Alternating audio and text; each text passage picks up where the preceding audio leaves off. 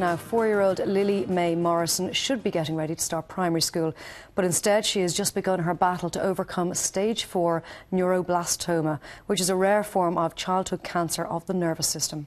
Now, Lily-Mae was diagnosed just over 9 weeks ago, and since then her family have pulled out all the stops in their efforts to create awareness and raise much-needed funds for research into this deadly disease. Lily-Mae's mother, Judith Sibley, and her uncle, Paul Hayes, join us now to share their inspirational story.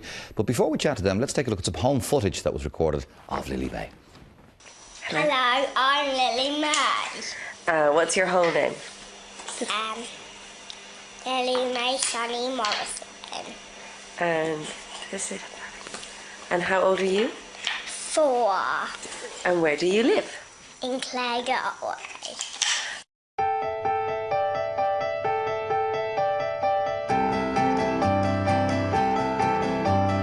When I hold you in my arms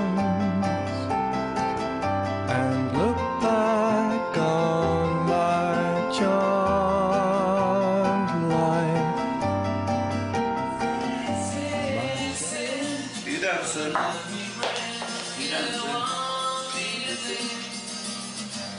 Yes, you sing. Yeah! That's Sunny dancing. Turn around. Spin, spin. Whee! Pirouettes. Whoa!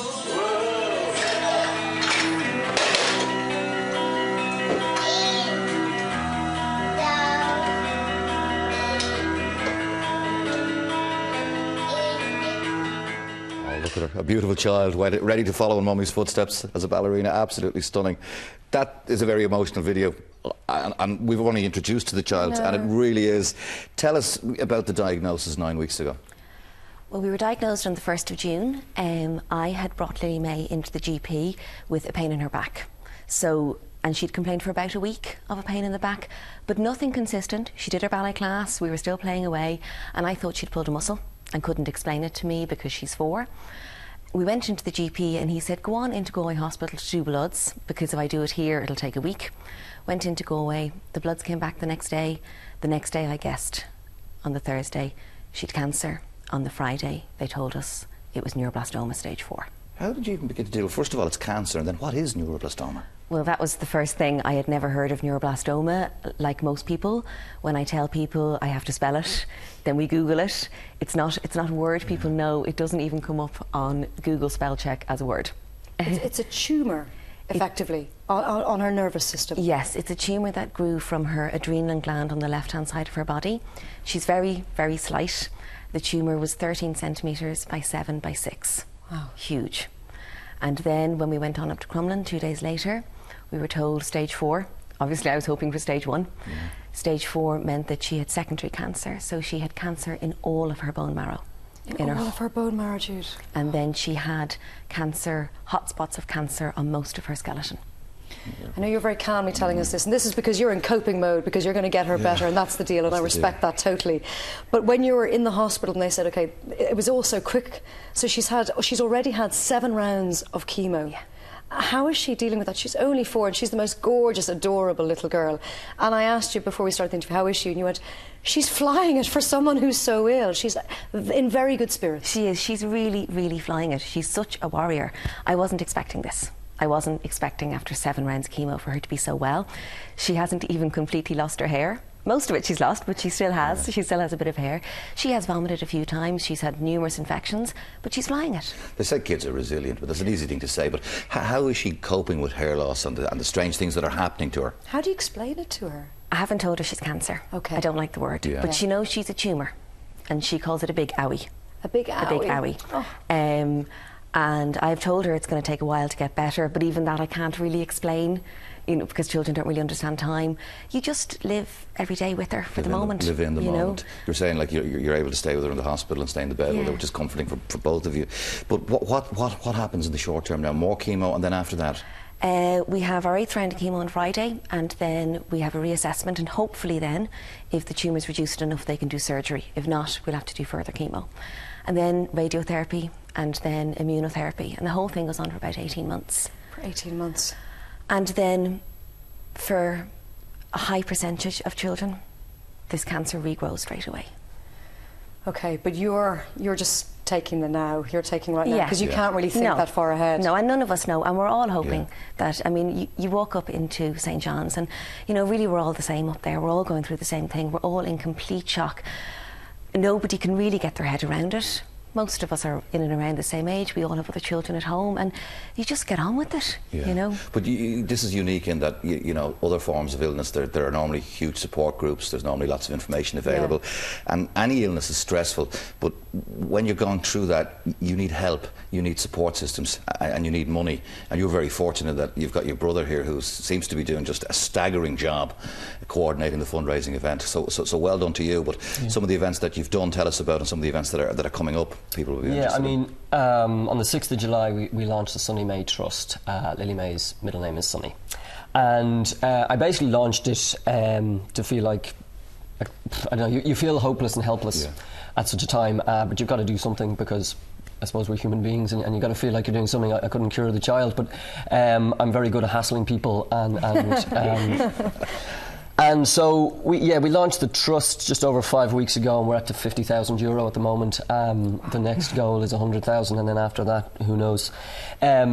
Basically, I mean, the first trench of funding was to help Jude and Leighton over the next year and a half, because there's an awful lot of extra expenses when you're trying to treat a very ill child coming up to Dublin and back down, and obviously you can't work. They're both ballet dancers, and so they won't be able to do that for the next year and a half. So that was the first kind of take away the financial concern directly to the family.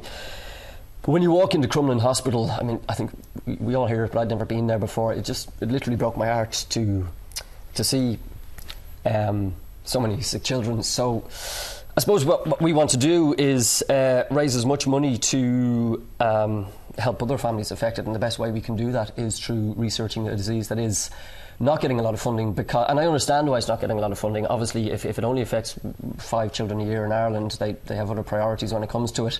But I mean, there is a silver lining to all this. I mean, we have been inundated with very, very normal people of Ireland giving us their last couple of quid, which is amazing. Like people saying on the website, you know, sorry, I could only give you 20 quid, I was made redundant last week or whatever.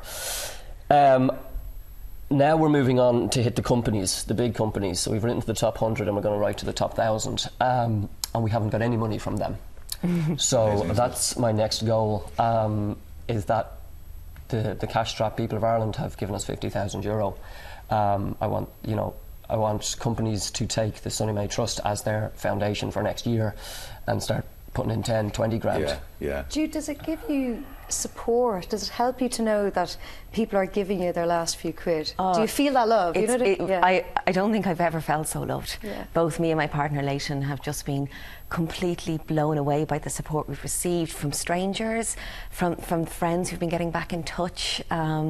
These huge events going on. There's a big one in Lily's Bordello in September, and then there's a fantastic thing happening. There's a single being made at Christmas for Lily-Mae. Oh, wonderful. And a friend of mine, Stephen Mackin, has organised the entire thing, and it's building and it's getting huge. He's got a chorus of 250 singers on it. Where did he get the names? See, you've got some of the biggest singers in this country coming together. And I mean, what did he do? Did he blackmail them? Did he go around knocking on their doors? He probably just showed them that clip of Lily-Mae. Well, as we said earlier, we're both involved in theatre. I produce Jude's shows. So you have good contacts. So we've done a lot of ballets to the music of Declan O'Rourke and Paddy Casey, and we just finished one with Monday.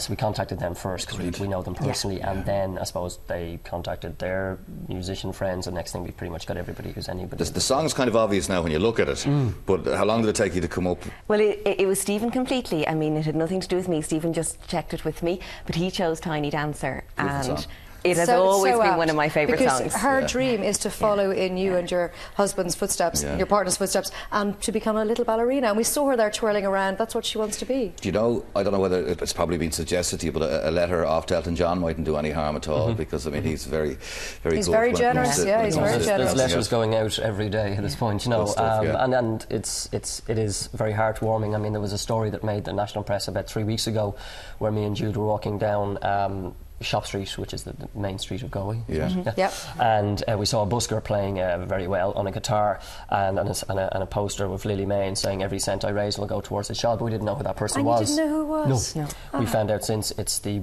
younger brother of a girl that Jude used to teach dancing to, and in the space of 4 days at the Volvo Ocean Races he made over €6,000. Wow. 6,000. A guy called Jamie Harrison. It was all over the press. It was well such done, a good Jamie story. Harrison. That's a great feel-good story. Well, I'm glad you're getting support that you and Lily and the whole family needs, and you have a lot of support around you. I can see that, which you're going to need. And we wish Lily-Mae all the best. Will you keep in touch with us and let us know how she goes? Absolutely. And how do people give? Yeah, websites. website. How do people donate? So the best way is to go to a fantastic Irish donation site called iDonate. So it's idonate.ie/Lily. Okay, so it's fairly straightforward and simple. idonate.ie/Lily. Guys, our hearts and thoughts are with you. We wish you both well. Good luck over the weeks and months. Thank you. Talk again soon, hopefully.